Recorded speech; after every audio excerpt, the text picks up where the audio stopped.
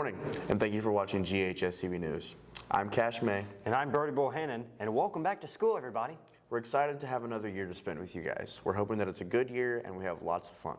And now, here's Nurse Amy on this week's segment, What is a Peanut Allergy? A peanut allergy is just when either exposed to it, like by either touching it or inhaling it or eating it, it creates a bad allergic reaction within our system. It can range from anything from like simple itching or hives to a full-blown like severe allergy where it cuts off your breathing. So it kind of, your response to it varies depending on how severe it could be for you. Because you never know who has it, that's unless they've told you that, that's not common knowledge. And if that student were exposed to it, like let's say in class someone's eating a peanut butter sandwich and they don't clean off their space after they get done, and then the next student comes in who has a severe peanut allergy and they sit down and now they've got that on their hands, that could be enough to trigger a really severe reaction to the point where it could close off their airway. And that can be life-threatening, so it can get really dangerous really fast. We do have students in the school that have peanut allergies, and they're very careful about what they, most of them know a lot about their medical issue, and they're very careful about trying to avoid it.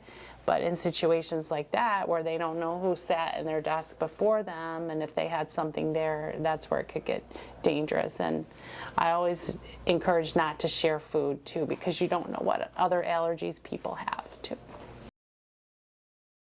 Probably, not sharing food, even in situations where you might not think there's nuts in something, or peanuts or other types of nuts like almonds, cashews, that sort of thing.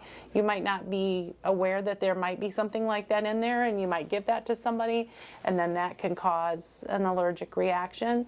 So just not sharing food, cleaning up your space after you're eating. Try to do your eating in the cafeteria, because after everybody's done, they're cleaning everything up. As opposed to in class. It just kind of helps keep everybody safe. I think everybody does a great job of looking out for each other here, and to please keep that up, because I think that's great. So cell phone policy is called bell to bell, no cell, and that's been implemented with the LEARNS Act coming from the state. How we do that is we issue each student a yonder pouch, and each student will keep that yonder pouch until we take it back up from them. It is their responsibility. They are responsible for it for the entire school year. At that time, that is what you're supposed to store your phone in. If you make a decision to not store your phone in there and you are caught with your cell phone, then we will immediately put you on what we call discipline steps. And in our student handbook, there are 9 steps that you go on. If you start on discipline on step 1, you get 1 day of lunch detention. Step 2 is 2 days of lunch detention, and then everything after that is some form of suspension, whether it be in-school suspension or out-of-school suspension.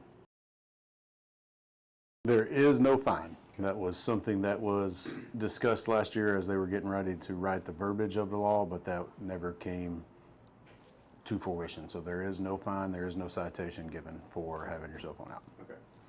Or any other electronic device. Earbuds, Bluetooth headphones are all in the same thing. Okay.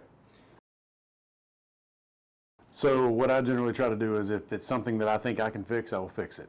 If they destroy the yonder pouch beyond repair, there is a cost of $50 to replace the yonder pouch, and you are also at that point in time destroying school property, which could result in some form of suspension. Now let's be diligent and do what's right. I know you're going to fight it. I don't want you to fight it, but let's lock them up and then get them out when school's over. That's it for this week's edition of GHS TV News. As always, I'm Bertie Bohannon. And I'm Cash May. And we'll see you next week.